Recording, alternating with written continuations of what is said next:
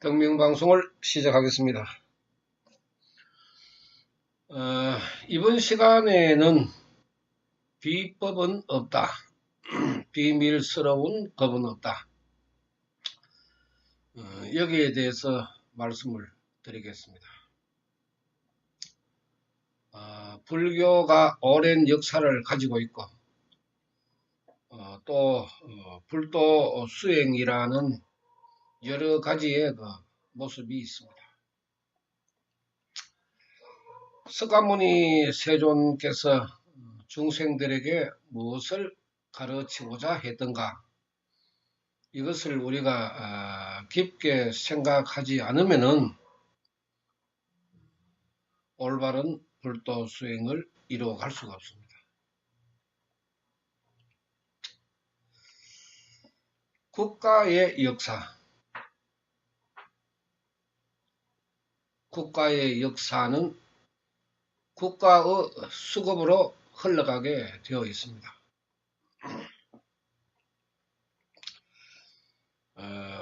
조선시대,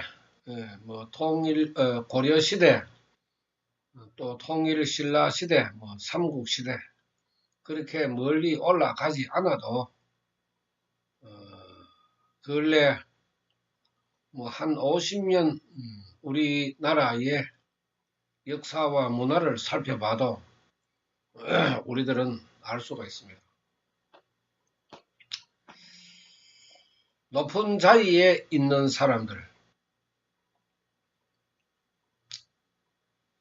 대통령 선거나 국회의원 선거를 할 때나 끝나고 나면은 여러 가지 비법의 공개가 나타납니다. 어느 대통령은 조상 부모 산소를 어디로 옮겼고, 또 어느 대통령이 누운 국립묘지의 자리는 어떻고, 여러 가지의 이야기가 나옵니다. 이것을 사람들은 비법으로 생각을 하게 되고, 불교를 종교로 가지고 있는 사람들은 경문에 열의 비밀 신통지력, 열의 비밀스러운 신통력, 이것을 생각하면서 이런 것만 머릿속에 집어넣어서 자기 자신의 이익을 위해서 여러 가지의 방법을 찾아서 움직이고 있습니다. 그런데 자기 자신의 이익을 위해서 움직일 수 있는 것은 범부, 속된 말로 복 없이 살아가는 범부들의 생각이고, 그래도 높은 자리에 앉아있는 사람들은 자기 자신의 이익보다는 국가나 국민을 생각하는 그런 생명의 그릇이 되어야 합니다. 자기 자신이 잘 되기 위해서 조상 묘를 이랬다 저랬다, 부모 묘를 이랬다 저랬다 하는 것이지, 국가를 위해서 그렇게 하지는 않습니다.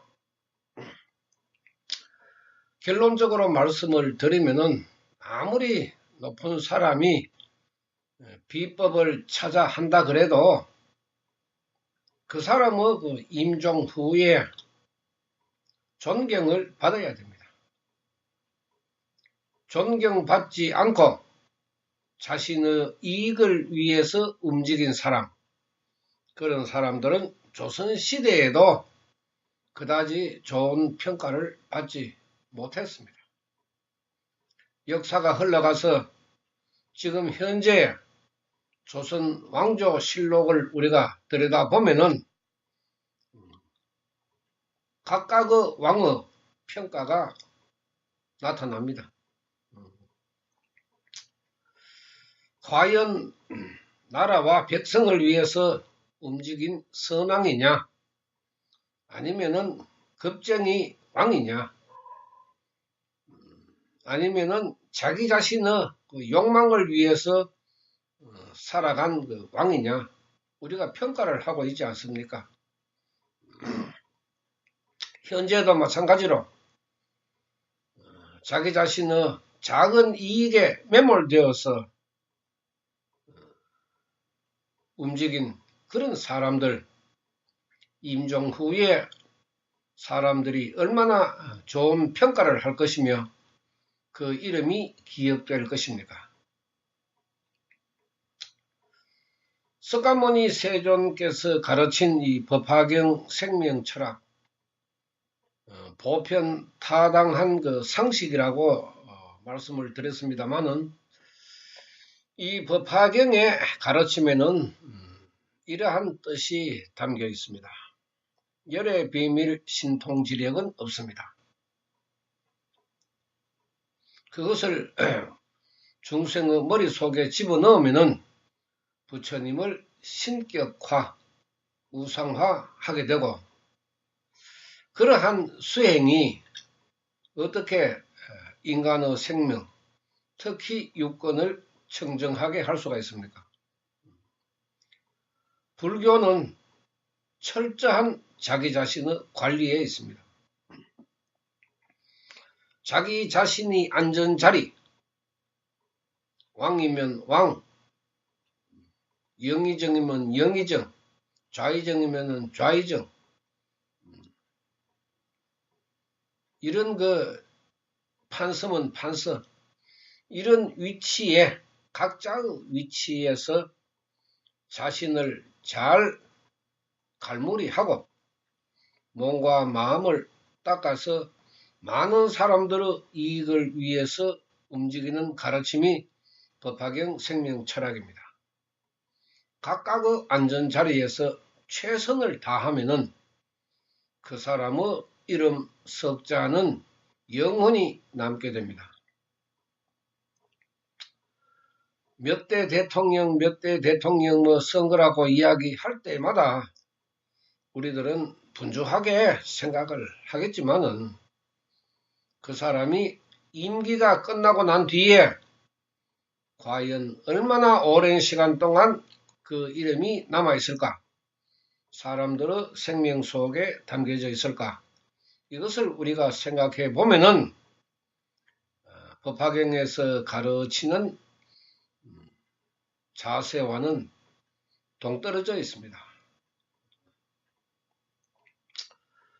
아버지는 아버지의 자리에서, 어머니는 어머니의 자리에서, 자식은 자식의 자리에서, 또 부모는 부모의 자리에서, 각자가 앉은 자리에서 자신의 생명을 가다듬고 모두의 이익을 위해서 나아가는 그러한 가르침을 우리가 배운다 그러면은 이렇게 사회가 이기주의로 흘러가지는 않고, 또 사람들의 그 정신적인 문제, 정신적인 그 황폐한 그러한 현상이 앞으로 가면 갈수록 더 많이 나타날 것입니다. 경문에도 그렇게 나와 있습니다만은, 각자의 생명을 바르게 갈고 닦지 못한 현상이 오랜 시간 동안 흘러가면은 생명적인 타락 현상이 일어납니다. 그래서 개인주의, 이기주의로 마음이 흘러가서 자신 이외에, 또 자신의 작은 이익 이외에는 눈을 돌리지 않는 그 생명이 막힌 사람들이 많이 나타나기 때문에 더불어 살아가는 이 사회에서는 말썽을 부릴 수밖에 없습니다. 우리가 생각하는 인간의 수급, 천차만별이고 모두가 다 자신의 육권을 청정하게 할 수 있는 종교적인 신앙의 문제가 아니라 우리가 사상과 철학적인 문제에서도 이러한 그 육권 청정의 마음을 가지는 것이 인간의 도리라고 했는데 이제는 그 도리마저 사라지고 없고 되지도 않는 그 비법만 찾아서 종교가 움직이고 사람들이 미신무속 역학으로 빠져들고 있는 것은 정신적인 타락의 문제 때문에 그렇게 이루어집니다. 자신의 이익을 위해서. 그 자신의 이익이 가정의 화목, 또 평화, 안정된 생명 상태, 이러한 것으로 흐르면 좋겠지만은 세상은 그렇게 되지 않습니다. 그래서 서가모니 세존께서 한 사람 한 사람이 바르게 되면은 이 사와 세계는 평화 낙토가 된다. 중생들이 즐겁게 살아가는 곳이 된다. 이렇게 가르쳤지만은 불교에서 마저도 육권 청정에 대한 구도의 수행을 하지 않고 있습니다. 서가모니 세존께서 법화경에서 가장 깊게 가르치고 많이 강조한 것은 보살도 행입니다. 보살의 생명을 가지는 사람이 되어야 비로소 각자의 안전 자리에서 최선을 다할 수 있는 또 존경받을 수 있는 그런 생명이 된다고 가르쳤는데 우리가 불도 수행을 하면서 비법만 찾는 그러한 수행을 어떻게 구도의 자세라고 이야기할 수가 있습니까? 사회가 우리가 산업사회가 발전을 했으니까 사람들의 생활이 풍요롭게 되는 것은 뭐 기정사실이지만은 재물이 인간의 육권을 앞서게 되면은 육권 청정을 앞서게 되면은 그 사람은 생명적으로 타락하게 되어 있습니다. 그래서 서가모니 세존께서 가르친 것을 우리가 뭐 구도, 불도 뭐 이렇게 여러 가지 표현을 하고 있지만은 그런 생각보다는 인간이 가지고 있는 사고방식을 깨끗하고 바르게 하라는 가르침이 84,000 경문의 그 뜻이라고 우리가 받아들여야 합니다. 서가모니 세존께서 중생구제의 목적을 가지고 가르친 것이 불경인데 중생구제라 하는 것은 우리가 자비에 의해서만 생각해서는 안 됩니다. 생명을 바르게 하는 것이 바로 중생구제입니다. 그래서 서가모니 세존께서 육권 청정이 제1의 공덕이라고 이야기했습니다. 그렇게 우리가 받아들이면은 육권 청정이 제1의 수행이 되는 것입니다. 사람들이 틀어지고 흐트러지고 망가지는 것도 신구의 삼업에서 이루어지고 육권이 삐뚤어져서 이루어집니다. 높은 자리에 있으면 있을수록 그 그릇에 맞는 육권 청정을 이루면 되는 것이고 가정은 가정대로 각자의 가족들이 자신의 생명을 육권 청정하게 만들면 되는 것입니다. 그러면은 아무리 가난하고 살기가 어려워도 자기 복만큼 복대로 맞추어서 살아갈 수 있는 것이 인간의 생명이라고 가르쳤습니다. 없는 복을 탐하지 말고 있는 복에 넘치게 행동하지 말고 각자의 복에 맞는 습성으로 살아가라고 가르친 것이 법화경입니다.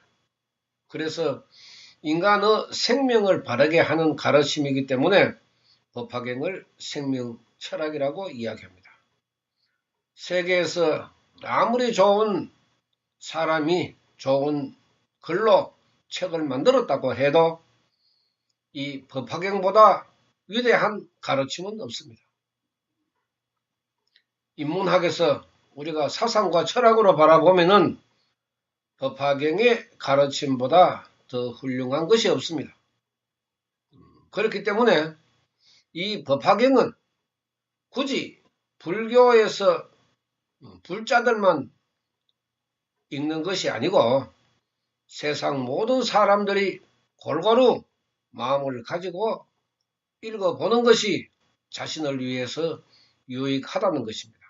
석가모니 세존께서 중생구제는 공덕을 주고 돈이 없는 사람에게 점호를 주고 병이 있는 사람에게 병을 낫게 해주는 그런 낮은 차원의 공덕이 아니고 인간의 의지, 인간의 실천으로는 불가능한 육건청정을 만들게 한 것이 석가모니 세존의 비법입니다. 열의 비밀 신통지력은 도사, 법사가 요술을 부리듯이 공짜가 일어나서 나에게 도움을 주듯이 그렇게 생각하는 차원이 아니라 육건청정이 바로 열의 비밀 신통지력이라는 것입니다. 이것을 우리가 바르게 알아야 됩니다. 영한 부처, 영한 스님, 영한 점쟁이, 영한 무당, 이것이 비법이 아닙니다. 여러분들의 인생에서 아무리 높은 자리에 있어도 그 사람이 비법을 사용해서 높은 자리에 올랐다고 해도 그 사람이 임종 후에 남아있는 그리움, 생각, 이것을 비교해야 비로소 그 사람의 인품을, 품격을 알 수가 있습니다. 살아있을 때 손가락질을 받고 죽어서도 손가락질을 받는 것이 그렇게 좋다면은 그렇게 하면 되는 것이고, 육건이 바르지 못하면은 국가 운영도, 가정의 운영도, 회사 운영도 어렵게 될 수밖에 없습니다. 높은 자리에 올라갈수록 떨어질 때 엉덩이가 깨어지는 것을 생각하지 않으면은 그 사람은 하늘 높은 줄 모르고 올라가게 됩니다. 엉덩이만 깨어지는 것이 아니라 떨어질 때는 자신의 육건이 박살나서 육건 청정은 고사하고 육건 지옥이 되는 것입니다. 그래서 신구이 삼업이 탐진치 삼독이 된다고 했습니다. 불자들만 법화경을 공부하는 것이 아니라 일반적인 사람들도 보편타당한 상식이 풍부한 법화경의 가르침을 배우면은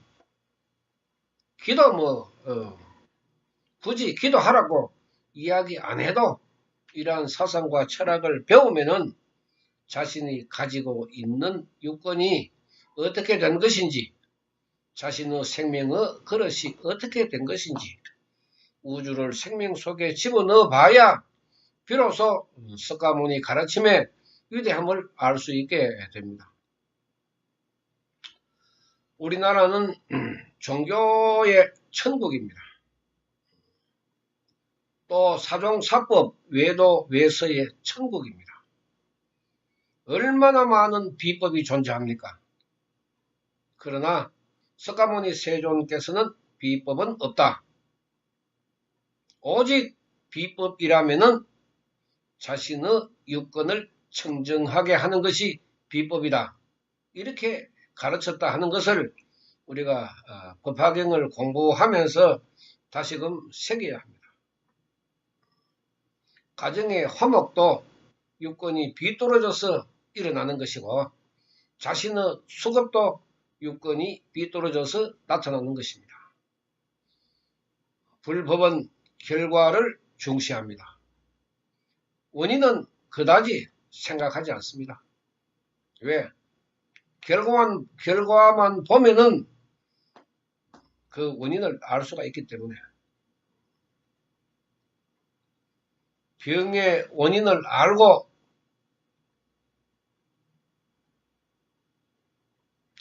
치료하는 사람, 현대의학 아닙니까? 그러나 석가모니 세존께서는 육건이 청정하면은 건강해진다. 이 육건이 오음과 맞물려서 돌아가고 또 신구 이 삼업과 복합적으로 만들어지기 때문에 육건이 청정해지지 않으면은 불행의 원인이 되는 것입니다. 누가 잘하고 누가 못하고 원망할 것이 아니라 자신의 육건을 잘 가다듬고 갈무리하는 것이 석가모니 세존께서 가르치신 법화경문이고 그 법화경문에서 가르친 대로 구도의 자세를 가지게 되면은 육건 청정을 이루어진다 하는 것이 석가모니 세존의 마지막 가르침입니다. 임종 8년 전에 설한 석가모니 세존의 유언처럼 우리가 받아들이면서 수행의 길을 따라가야 합니다. 불자는 신앙으로, 일반인들은 사상과 철학으로 나아가면은 이 법화경보다 더 위대한 비법이 없다 하는 것을 깊게 느끼게 될 것이고 깨닫게 될 것입니다. 불교를 종교로 가지고 있으면서도 비법을 생각하고 또 다른 종교를 가지고 있으면서도 비법을 생각하고 그래서 맹신으로 흐르는 종교는 종교로서의 자격이 없습니다.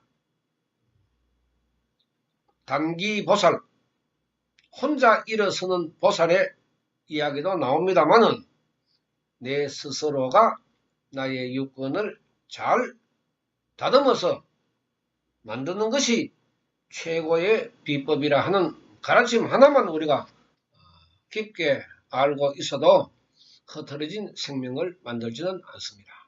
그래서 자신의 운명에 울지 않는 그런 사람이 많아지는 세상, 그것이 석가모니 세존께서는 중생소유락의 사바세계라고 했습니다. 이것을 이번 시간에 말씀을 드리고자 하는 것은 사회가 사람들에 의해서 혼란해지고 사람들에 의해서 윤리 도덕이 무너지는 그러한 모습을 우리 자라나는 아이들에게 후손들에게 보여주고 물려준다 하는 것은 조상으로서 부모로서의 도리는 아닙니다. 조상과 부모부터 먼저 육건을 청정하게 하면은 자식과 자손은 저절로 육건이 청정해질 것입니다. 강한 나라, 잘 사는 나라, 말로만 할 것이 아니라 육건 청정을 만드는 그러한 실천을 많이 하는 사람들이 늘어나게 되면은 자연히 선진국이 되는 것입니다. 법이 없이 사는 것이 상식과 도리입니다. 상식과 도리가 풍부하면은 법 없어도 살 수 있습니다. 이 점을 이번 시간에 강조를 하면서 방송 마치겠습니다. 감사합니다.